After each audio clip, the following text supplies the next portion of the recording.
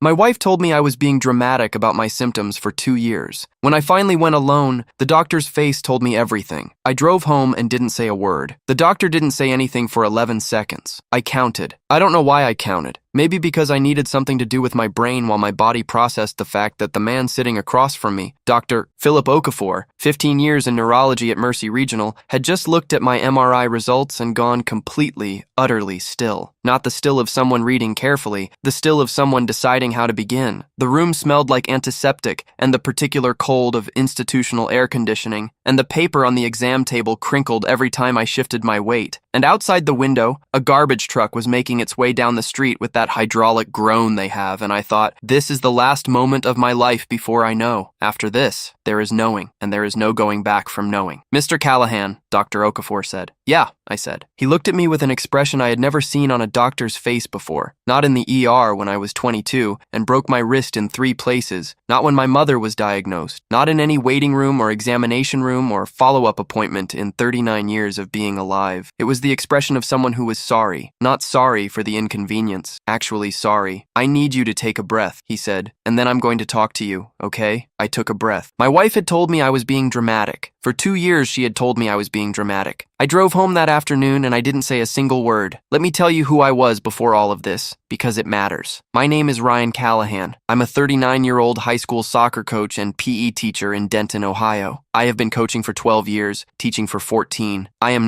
was not, a man who complained about his body. I ran a half marathon every spring. I coached 2 sessions a day during preseason and ran drills alongside my players because I genuinely believed, that a coach who couldn't do what he asked his athletes to do had no business asking. I was the guy who walked off sprained ankles. I was the guy who took 3 Advil and went back out. I had been married to Cassie, for 9 years. We met at a mutual friend's wedding in 2014, got married in 2016, bought a house in 2018. No kids. We'd talked about it, circled it, never quite landed. She was an event coordinator for a hospitality company, good at her job, good at managing logistics, good at presenting the best version of any situation to the people who needed to see it. She was, as I came to understand in increments, also very good at deciding what was and wasn't real. The first symptom appeared in the summer of 2021. I was running a drill, box-to-box sprints, standard preseason stuff, and something happened in my left hand. Not pain, more like a sudden absence. A 5-second window where the hand just stopped being mine, like a phone losing signal, there and then gone. I stopped in the middle of the field, shook my hand out. The feeling came back. I told myself it was nothing. Dehydration, probably. It was August in Ohio, and I'd been out there since 7 a.m. I mentioned it to Cassie that night, casually. Over dinner, the way you mention a thing you're not particularly worried about. Your hand went numb, she said, for like 5 seconds. You were probably dehydrated. Yeah, probably. She went back to scrolling something on her phone. I went back to my food. The second time, it was my leg. October 2021. I was standing at the whiteboard in my second period PE theory class, not moving, not exerting, just standing, and the entire left leg, from the knee down, went. Not numb exactly, something heavier than numb. Something that made me grab the whiteboard ledge and hold on while 14 sophomores looked at me with the particular curiosity of teenagers who have just seen an adult need a moment. I recovered. I finished the class. I went to the teacher's bathroom and sat on the closed lid of the toilet for 6 minutes and waited for the weight in my leg to lift. It did, mostly. That night I told Cassie, "You probably pinched something," she said. "You're always on your feet." "It wasn't a pinch," I said. "It felt neurological." She looked at me over her glass of wine. "Ryan, you Googled this, didn't you?" "I didn't Google anything, because you always do this. You feel something weird, and you go down a rabbit hole and come out convinced you have—" "I haven't Googled anything," I said. "I'm telling you what it felt like. It felt neurological. You're not a doctor. I know I'm not a doctor, so maybe don't self-diagnose with whatever WebMD told you." I hadn't been on WebMD. I hadn't been on any website. The word neurological had come from my body, not from a search engine, and the distinction felt important in a way I couldn't make her understand. "I'm going to make a doctor's appointment," I said. "That's fine," she said. And then, after a beat, you know how you get. You catastrophize. I looked at her. You catastrophize. I thought about the whiteboard ledge, about the way my hand had grabbed it, about the 14 sophomores and the 6 minutes on the bathroom floor. "Okay," I said. I went to my GP, Dr. Marcus Webb, family medicine, 11 years at Denton Medical Group, in November 2021. He did a standard neurological screen, finger-nose test, reflex checks, grip strength. Everything came back normal. He ordered blood work. The blood work was normal. Could be stress, he said. Could be a pinched nerve that resolves on its own. Let's watch it. If it comes back, we'll dig deeper, I told Cassie. She nodded with the satisfaction of someone whose hypothesis has been confirmed. Stress, she said. I've been telling you to cut back on the coaching hours. He didn't say it was stress. He said it could be. Same thing. It wasn't the same thing. 2022 was the year things accelerated, though I didn't use that word at the time. I didn't use any words, really, because every time I reached for language to describe what was happening in my body, Cassie had a counter language ready. Tired became you're not sleeping enough. Off balance became you need new shoes. The vision thing. A specific vertiginous blurring in my left eye that happened twice in January and once in February became screen time. You're on your phone constantly, she said in February, after I described the vision episode. It happened during a staff meeting, I said. I was looking at a whiteboard. Screens, whiteboards, it's visual fatigue. Ryan, seriously. She sat across from me at the kitchen table and used the voice she used when she was being patient with me. I had learned to hear the effort in it. You need to stop catastrophizing. You are a healthy 37-year-old man who does not eat enough vegetables and does not sleep enough and coaches 14-year-olds in the sun all day. You're tired. Your eyes are tired. It's fine. I went back to Dr. Webb in March. I described the vision episodes. He referred me to an ophthalmologist, Dr. Sarah Ewan, who had been practicing for 9 years and had a very precise manner that I found reassuring. She dilated my eyes, examined them thoroughly, and found nothing structurally wrong. Your eyes are healthy, she said. The episodes you're describing, transient visual disturbance, could be migraine aura, even if you're not experiencing headache pain. I've never had migraines. They can develop at any age. She printed me a pamphlet. Track the episodes. Note the duration, lighting conditions, any preceding activity. If they increase in frequency, come back. I tracked them. I kept a note in my phone, dates, times, descriptions. It was the most honest document I had access to. I showed it to Cassie once. She scrolled through it and handed the phone back. This is a list of times you felt weird, she said. That's exactly what it is. Ryan, she put her hand over mine briefly. I say this because I love you. I think you need to talk to someone, not a doctor, a therapist, because I think this is anxiety presenting as physical symptoms, and I think you've created a feedback loop where every time you notice anything in your body, your brain escalates it. I stared at her. She was so certain. That's the thing I keep coming back to, even now. She wasn't dismissive in a mean way. She wasn't contemptuous. She was certain. The way people are certain about things they've already decided, things they have arranged their understanding around so thoroughly that contradicting evidence doesn't land on solid ground. It just slides off. I had spent 37 years trusting the people who were certain. I kept the note in my phone. I stopped showing it to her. March 2022 through October 2022 was what I now think of as the lost months. I want to be clear about something. I was functioning. I was coaching, teaching, going to the gym 3 times a week, making dinner, doing all the things. From the outside, from Cassie's outside, I was fine. And because I was functioning, her position was easy to maintain. You're fine. You're here. You're doing everything. It's anxiety. It's stress. You catastrophize. But inside, in the private accounting of my own body, things were changing. The numbness came back in the left hand 4 times between April and September, never lasting more than 2 minutes, never debilitating. My balance was off in a way I couldn't quantify to anyone's satisfaction. Not falling, not stumbling, just a fraction of a second off, like lag, like the signal between my brain and my feet was traveling through something thicker than it used to. And the fatigue. This is the one I didn't have words for because the word tired was too small and too easily dismissed. This was something else, a fatigue that lived in my bones and was unrelated to whether I'd slept well or poorly, eaten well or poorly, exercised or rested. Some mornings I woke up after 8 hours, and the weight of it was so complete that getting up felt like lifting something external, not internal, like my body was a thing I was hauling around rather than a thing I inhabited. I mentioned the fatigue to Cassie in July. She told me I was dehydrated. I mentioned it again in September. She told me I needed iron. In October, I mentioned it a 3rd time, and she said, and this is the one I will carry with me for the rest of my life, however long that is. She said, Ryan, I need you to hear me. You are a hypochondriac. I say that not as an insult. It's a pattern. You notice sensations that other people have and ignore, and you amplify them. That is what's happening. You are manifesting symptoms through anxiety and then reinforcing them through constant monitoring. I heard her. I went very quiet inside, the way places go quiet after something loud has stopped. and I made a decision. I booked the appointment with Dr. Okafor without telling Cassie, not out of spite, not as a strategic move. I booked it because I finally understood that bringing her would mean managing her response alongside managing my own, and I had been doing that for 2 years, and it had cost me 2 years, and I was done. Dr. Philip Okafor, 15 years in neurology, Mercy Regional. He'd been recommended by Dr. Webb, who I'd called directly and told, without Cassie in the room, without editing, without anticipating the counter-argument, told him everything, the full list. Every episode, every date, every description. Webb had listened without interrupting, and when I finished, there was a pause on the line, and then he said, "I should have pushed harder for a neurology referral when you came in last year. Let me make that call today." He made the call. The appointment was 2 weeks out. I didn't tell Cassie. The morning of the appointment, I said I had a coaching clinic in Columbus. She didn't ask for details. She was on a work call when I left. She waved without looking up. I drove to Mercy Regional, checked in, had blood drawn, was taken for an MRI, 38 minutes in the machine, which is long enough to have every thought you've ever suppressed. Then the examination room, then Dr. Okafor, then the 11 seconds. He had the MRI images on his monitor when he talked to me, and he walked me through them with the methodical care of someone who had delivered this kind of news before and had learned that specificity was a form of respect. There were lesions. That was the word he used. Lesions. Specifically, demyelinating lesions on the white matter of my brain and spinal cord. Areas where the protective myelin sheath around nerve fibers showed signs of damage. The pattern, the location, the clinical presentation I'd described, all of it pointed in a single direction. "We need to do a lumbar puncture to confirm," he said, "and I want to run additional blood work to rule out other conditions. But I want to be transparent with you about what I'm looking at. The pattern is consistent with multiple sclerosis." Multiple sclerosis. I sat there with those 2 words inside me. MS. I knew what it was, the way you know what a lot of things are. Enough to know it was serious. Not enough to know what it meant for my particular body and my particular life. "How long?" I said. "How long do you think this has been?" "Based on the lesion characteristics and the symptom timeline you described." He paused. "The process may have been active for 2 to 3 years. 2 to 3 years. There are highly effective treatments," he said. "I want to be very clear about that. MS in 2023 is not MS in 1990. We have disease-modifying therapies that can significantly slow progression. Many patients live full, active lives. I have athletes in my practice. I have coaches." He said more things. I heard them, logged them, stored them in a place I could access later. He gave me a packet of information. He scheduled the follow-up. He shook my hand at the door and told me his nurse could connect me with an MS support navigator if I wanted. I said I'd think about it. I walked to my car. It was a Tuesday in November, 2:17 p.m. The parking lot was full of afternoon light, the thin winter kind that has no warmth in it. I sat in the driver's seat of my 2019 Ford Explorer for 6 minutes. Then I drove home. I didn't say anything that night, or the next morning. I went to work, coached afternoon practice, came home, ate the dinner Cassie had made, pasta, she'd been on a pasta phase, and listened to her talk about a venue negotiation that had gone sideways and needed to be resolved by Friday, and I said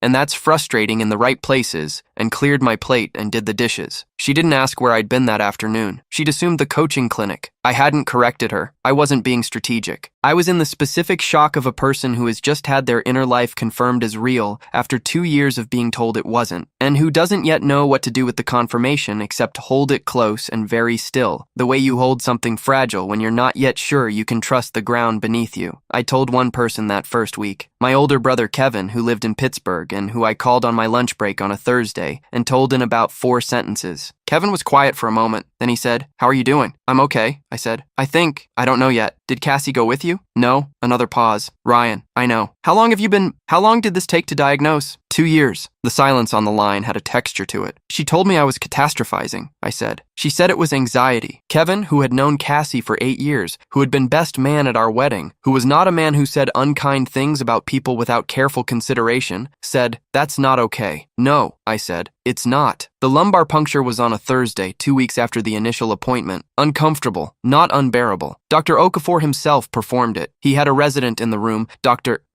Amara Patel, 4th year, who later became one of the people I found most helpful in navigating the immediate aftermath, mostly because she'd handed me a pamphlet about an MS patient advocacy organization before I left and said quietly, "The navigator is really worth calling." The results confirmed it. Oligoclonal bands in the cerebrospinal fluid. That's the technical fingerprint of MS, the thing that closes the diagnostic loop. Dr. Okafor called me with the confirmation on a Monday morning. "We're dealing with relapsing remitting MS," he said, which was the most common form, and which, he was careful to say this clearly, had the best treatment outcomes. I want to start you on a disease-modifying therapy as soon as we can. There are several options. I'd like you to come in this week so we can discuss them. I told him I'd be there. Then I sat in my car in the school parking lot for 10 minutes. Then I went and coached first period. I told Cassie on a Wednesday night, 12 days after the initial diagnosis. We were in the kitchen again. She was at the counter with a glass of wine. I was at the table. I'd thought about how to do this for almost 2 weeks, and I hadn't found a good version, so I just said it plainly. I went to a neurologist 3 weeks ago. I got the MRI results. I was diagnosed with multiple sclerosis. She put the wine glass down. What? MES relapsing remitting. It's been active for probably 2 to 3 years. Her face went through several things in quick succession. Shock. Then something that looked almost like protest, like her brain was generating counter-arguments by reflex before her emotions had caught up. Then her hand went to her mouth. Ryan, the symptoms I've been describing to you, I said, for 2 years. The numbness, the balance, the vision episodes, the fatigue. I kept my voice level. I was very calm. I had apparently used up my panic quota somewhere in the Mercy Regional parking lot and had nothing left but calm. Those were all symptoms. They're documented in the MRI. I didn't know. You told me I was catastrophizing, I said. You told me it was anxiety. Multiple times. You told me I had a pattern of amplifying sensations through constant monitoring. She was crying now. Not beautifully the way my mother cried. Messily, suddenly, the way people cry when something they weren't prepared for has arrived before they had time to dress for it. I didn't know, she said again. I thought, you've always worried about things.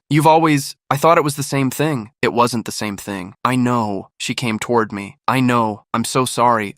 Ryan, I'm so sorry. She was sorry. I believe she was sorry. Genuine human sorry. The kind that comes with tears and with the real recognition that something wrong has been done. It wasn't enough, but it was real. I let her hold my hand. I didn't hold hers back. The months that followed were the most clarifying of my life, and I say that knowing how bleak it sounds, Doctor. Okafor started me on a disease-modifying therapy. I'll spare you the specifics because it changes per patient, and I'm not here to give medical advice. And I began monthly check-ins with his office. I was referred to Dr. Christine Halley, a neuropsychologist with 12 years specializing in chronic illness adjustment, who became the single most useful person in my life from January through June. She was direct, practical, and uninterested in performing empathy she didn't feel, which was exactly what I needed after 2 years of having my reality managed by someone's performance of certainty. Tell me about the 2 years before diagnosis, she said in our second session. I told her. She listened without interrupting, which was its own kind of relief. What you're describing, she said carefully, is medical gaslighting. I want to be precise about that term because it's used loosely. I'm not saying your wife is a bad person or that she set out to harm you. I'm saying that the pattern of repeatedly dismissing documented, credible physical symptoms as anxiety or catastrophizing, especially when it delayed you from seeking care, is a form of harm, regardless of intent. Medical gaslighting. I had not used those words. I hadn't known to. What do I do with that? I asked. Whatever you decide, she said. But you need to decide it without the noise of what she thinks about your body. Your body is not her jurisdiction. Your body is not her jurisdiction. Cassie and I tried. I want to be honest about that. We tried for 8 months. She came to 2 of my neurology appointments. She read about MS. She stopped using the word catastrophize. She was visibly, genuinely sorry, and she showed it in concrete ways, driving me to appointments on bad days, doing research on treatment options, texting me during my infusion sessions to check in. But something had shifted in the architecture of us, and I don't think it was just the diagnosis. The diagnosis had revealed something, not created it, revealed it. The 2 years of dismissal hadn't come from nowhere. They'd come from a pattern in how Cassie processed things she didn't know how to be present for, by reframing them as manageable, solvable, probably not real. She did it with her clients. She did it with logistics. She did it, I began to understand, with me. She hadn't been cruel. She'd been absent, in the specific way that a person can be absent while standing right next to you. I filed for divorce in September 2023. It was not dramatic. There was no confrontation, no explosion, no evidence laid out on a table, just 2 people in a kitchen on a Tuesday, acknowledging that we had arrived somewhere we couldn't leave together. She didn't fight it. Eleanor Bryce, my attorney, family law, 19 years, handled it efficiently and without rancor. We settled in January. The house was sold. I moved into an apartment 8 blocks away, ground floor, no stairs on bad days. It was, in its way, a mercy. I coach still. This is the part people seem most surprised by when I tell this story. I coach and I teach and I run modified drills because Dr. Okafor and I worked out a physical activity plan that accounts for fatigue and heat sensitivity and the specific lag in my left side on bad days. My players know I have MS. I told them in a team meeting in February, just sat them down and said it plainly, the way Dr. Okafor had been plain with me, because I had learned from him that plainness was a form of respect. They were 14 to 17 years old. They handled it with more grace than most adults I'd told. My best midfielder, a kid named Dion, came up after the meeting and said, "Coach, my uncle has MS. He still runs 5Ks. Yeah? I said. Yeah, he just does them slower than he used to. A pause. He says slower is still running. I thought about that for a long time after. Kevin came to visit in April. We sat on my apartment balcony in the early spring cold with beers and talked for 4 hours, the way we hadn't talked since we were in our 20s. At some point he said, "What would you tell yourself if you could go back to that first symptom, that day on the field?" I thought about it. "Go alone," I said. "Go alone, and go sooner. And don't let anyone tell you what your body is doing. You are the primary source on your own body. You are the only primary source." He nodded. "The doctors were right," I said. "Every one of them who actually looked at me was right. Dr. Webb, Dr. Okafor, Dr. Ewan, they were following the evidence. The problem wasn't medicine. The problem was I kept letting someone else decide what evidence was worth presenting." I took a drink. 2 years, I said. I handed her 2 years. Kevin was quiet. "She didn't take them," I said. "To be fair, I gave them." I went back to Dr. Okafor's office for a routine checkup in March. He reviewed my scans, noted the therapy was having a measurable effect on lesion activity, called the trajectory encouraging. On my way out, his nurse stopped me, the one who'd mentioned the MS Navigator 15 months ago. "How are you doing?" she asked. "Better," I said, and then because it was true, a lot better. She nodded. "We have a support group. Thursdays at 6. Patients, and sometimes family." "You don't have to bring family." "I know," I said. "I might come." I did come. Still do some Thursdays. Mostly I listen. Occasionally I talk. There are people in that room managing things considerably harder than what I'm managing, and there are people managing things that look, from the outside, easier, and it has taught me that the outside is an almost completely useless vantage point. What I know is what I know from the inside. My body has been trying to tell me something for 3 years. It turned out to be a diagnosis. It turned out to be a marriage that had gone quiet in ways I'd been explaining away. It turned out to be a version of my life that needed to be rebuilt from different materials. I drove home from Mercy Regional in November and didn't say a word, but I heard everything.